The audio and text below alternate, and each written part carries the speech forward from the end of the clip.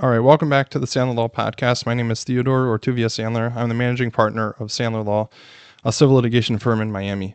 Tonight, I wanted to talk about the Saks bankruptcy. Saks this week filed for bankruptcy, and interestingly enough, it filed for bankruptcy in Houston. As I'm going to put forth in this podcast, I think there's a serious question as to whether Saks was allowed to file for bankruptcy in the Southern District of Texas. That's the district that covers Houston, which is where Saks filed. So, as you likely know, Saks is a New York retailer. It's been in New York for over 100 years. But when it came time for it to file this week on January 14th, it filed in Texas. So that's a bit unusual. That's not where it's headquartered. But we'll see why that happened and why it's allowed to happen. So under the current venue statute for bankruptcy, for a corporation to pick a district where it's going to file for bankruptcy, it needs to demonstrate one of a few things. And just to back up, what a district is for purposes of federal courts, the U.S. is broken up into different districts for purposes of federal courts. So some states, smaller states, are a single district. For example, Delaware, that's a single district. Anywhere in Delaware is all the District of Delaware. Other states, like Florida, where I am, it's broken into three districts: the Southern District, the Middle District, the Northern District. Texas is broken into four districts: the Southern District, that covers the big city is Houston; Northern District is the big city is Dallas; then Eastern and Western. So when a corporation wants to file, the district it has to file in, it has a wide choice of where it can file. The statute is very liberal. And it's really a separate discussion of why that is and whether that should be the case. But under the current law, for a corporation to file in a district, it has to demonstrate either that its domicile is in that district, and domicile for purposes of a corporation, courts generally interpret that to mean the state where it was incorporated. So if you form a corporation, form an LLC, if you form it in Texas, you can file for bankruptcy in Texas. That's the domicile. The next is residence. That's not really applicable to corporations. They don't have a residence. So the next one applicable to corporations is principal place of business. So that's generally thought of where the headquarters of the company is. And we'll discuss where that would be for Saks. Then the third one is principal assets. And that would be if you have a company, it might be headquartered in one place, but it holds, big real estate holdings in another state, so it can choose to file in that state because its principal assets are in that other state. So that's under subsection 1 of section 1408. Now under subsection 2, and this is one of the big kind of catches or loopholes, the statute allows that a case can be filed in a district, and I'm quoting here, in which there is a pending case under Title 11. Title 11, of course, is the Chapter 11.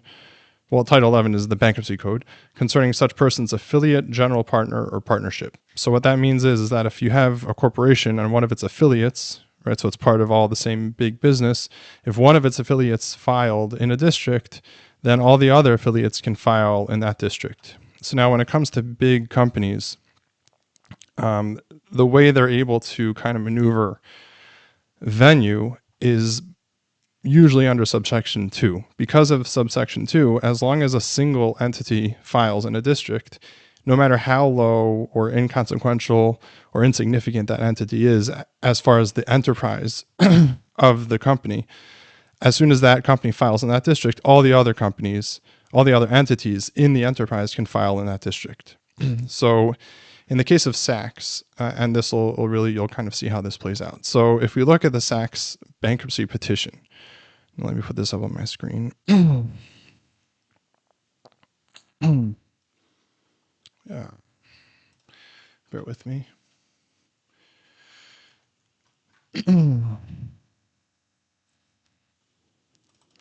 All right, so up on the screen this is the voluntary petition. So this is the very first paper that was filed in the Saks Global Enterprises bankruptcy, and this is the lead debtor in the Saks case, right? So you understand that Saks, there were 113 different entities that were filed. They're all part of the Saks company or Saks enterprise, whatever you want to call it. So Saks Global is the lead debtor. That's what the case is called, in re Saks Global Enterprises LLC. And the case number is 26-90103. Okay, so Saks Global filed in the Southern District of Texas. So now on the petition, when you file, a company has to answer, why is the case filed in this district? right? So there are two answers. One is what we just discussed. It has its domicile, principal place of business, or principal assets in that district. Or the second one is a bankruptcy case concerning the debtor's affiliate is pending in this district. And that's what I highlighted here. So you can see, right, Saks Global selected the second one. In other words, Saks Global, the lead debtor, has nothing to do, it has no connections to Texas. The reason it filed in Texas is because an affiliate filed in Texas. So, which affiliate is it that filed in Texas? So if we scan down in the petition, I'm going to skip around a little bit here, just bear with me. In the petition later on, there's a corporate resolution. We don't need to go into why it was attached, but it lists all the different jurisdictions for all of the affiliates. So there are 4 listed that list Texas as the relevant jurisdiction. So those are Nema Beverage Corporation, Nema Beverage Holding Corporation, and Nema Beverage Parent Corporation. So, I don't know exactly what these are. They aren't discussed in the filings or even in the public SEC filings. All you can garner from the filings is that these are very low-level subsidiaries. But Nema presumably has something to do with Neiman Marcus. Saks bought Neiman Marcus out of bankruptcy a few years ago. So these are probably holdovers from the purchase. So you have these 3, they're based in Texas. And then you have another one down here, NMG Texas Salon LLC, also based in Texas. And again, that's presumably Neiman Marcus Group or something like that. And it runs a salon or holds a salon. So those are the 4 entities that are based in Texas. And that's how Saks created the hook to file in Texas. And this is confirmed. So this is the petition for Nema Beverage Corporation. You can see the case number here is much lower. It's 90002. It's, as far as I can tell, it was the first case that was filed. And typically, if you want to use an affiliate to get into a district, you file the affiliate first. So this is the very first case that got filed. It was filed in the Southern District of Texas. And that's how they hooked their way into Southern District. And you can see here in response to 11, they checked off debtor has had its domicile in, in this district. In other words, in the Southern District of Texas. So, right. So what Saks is saying is this company, and this is the same for all 4 of them. I can kind of show you here. This is Nema Beverage Corp. Again, they say here it's domiciled in the Southern District, and the same holds for the rest of them. I'll show you here. Nema Beverage Parent Corporation, same thing, 11.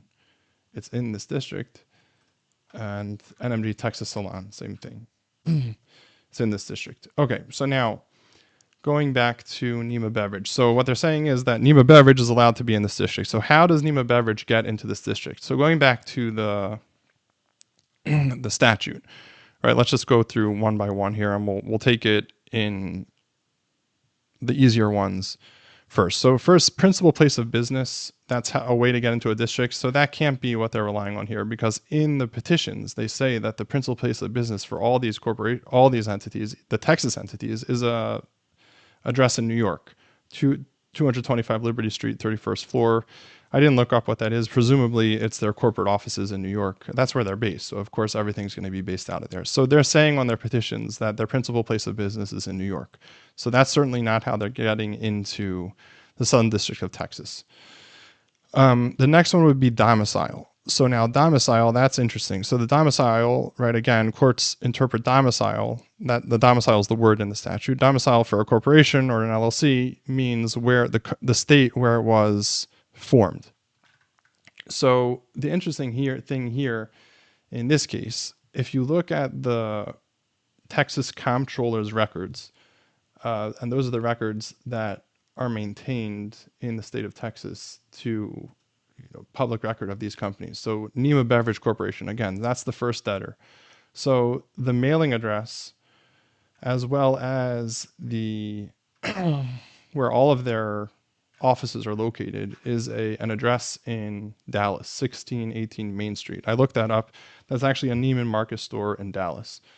They're registered agent as well. A registered agent is just the officer, or not even an officer. It's just an agent that can accept process or legal papers for the company. It's also based in an office in Dallas, 1999 Bryant Street. Again, that's just an office building in Dallas. So Dallas is in the Northern District. These are not Southern District entities, right? This is domiciled, at least on paper, it appears to be domiciled in Dallas, which is in the Northern District. And the same is true for all four of these Texas entities. Here's Nema Beverage Holding Corporation, same deal, same addresses. And then if you go to Nema Beverage Parent Corp, and then NMG Salon, Texas Salon, it's the same deal. So the domicile of these LLCs on paper is in the Northern District. Now, there are cases, in particular, there's an opinion out of the Northern District of Texas. The name of the case is ERG Intermediate Holdings. That case holds that a company can have its domicile in any district it chooses in the state. So if I want to incorporate, for example, in Florida, I can just declare, even if I don't have anything, my company does nothing in Tallahassee, I can say, look, I'm based in the Northern District because I was created in Florida. That opinion has not been adopted by other courts. To my knowledge, the Southern District has not adopted it. It hasn't even dealt with this issue. And, the better read of the statute would seem to say that that case is not good law. The statute discusses the district. In other words, there's a single district for each person or corporation. You can't just, right, according to that opinion, for corporations in big states, you'd have 3 or 4 districts that you can just pick willy-nilly. So we'll assume for our purposes, at least, that ERG Intermediate Holdings is not binding in the Southern District. And certainly there's a good case that it should not be adopted by the Southern District. So if you do not go with that case, if you go with the simple reading of the statute that there's a single district, even for corporations, then the domicile,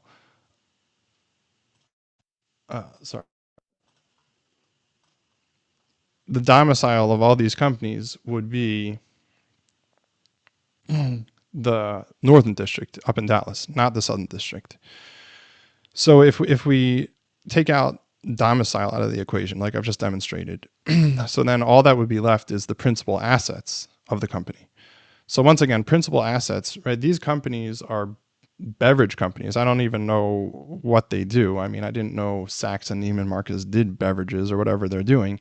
So, presumably what that means is some sort of a brand or a license, right? That's intangible assets. Those are not going to be hard assets that they can say, whatever we own is down in Houston.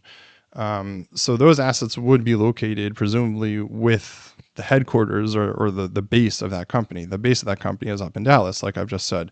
The same thing for the salon, NMG Texas Salon. I mean, there's a salon in the Neiman Marcus store in Dallas. So it's presumably talking about that salon.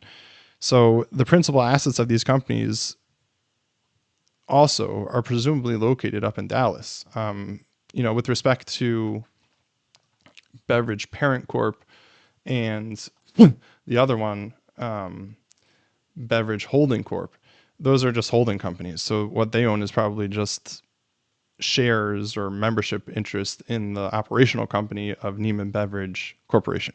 Okay, not to get too dense here. Basically what I'm saying is none of these companies seem to have any connection to Houston or the Southern District of Texas.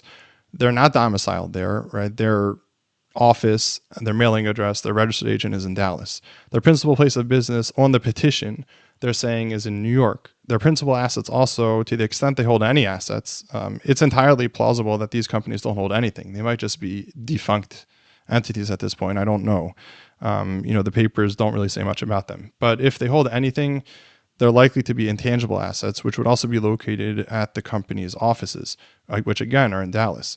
So Dallas is in the Northern District of Texas. So if that's the case, then none of these entities can establish venue in the Southern District of Texas. And if they can establish venue in the Southern District of Texas, then all 4 of them should have been transferred or dismissed out of that district. And once those are dismissed, then all the other entities, like we saw, none of the other ones even are domiciled. They're not even incorporated in Texas.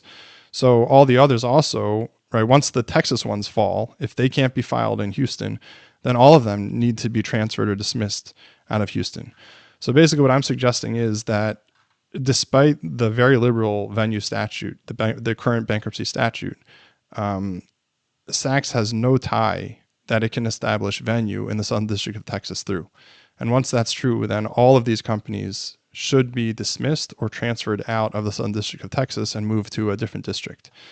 I would like to disclaim here that it is possible that there is one of these companies, maybe it's, domiciled in Delaware or something, and it holds some big piece of real estate in Houston. I mean, that's possible, but it's certainly not disclosed in the papers, the first day papers that were filed, at least the ones on the main docket. So at least on paper, I don't see it. I don't see how they're getting into the Southern District here. And I would think that this is actually ripe for a motion to dismiss or a motion to transfer. That's something that more likely than not, the court on its own is not going to do. A party, either a creditor or maybe an equity holder, or even maybe the United States trustee could come in and file a motion like that. I'm suggesting here, I think there's a very strong case that Sachs has no basis to be filed in Houston, and the case needs to be transferred to another district. All right, that's the episode. If you like it, please like and subscribe. And for further information about my firm, please check me out at sandlerlawpa.com. Thank you.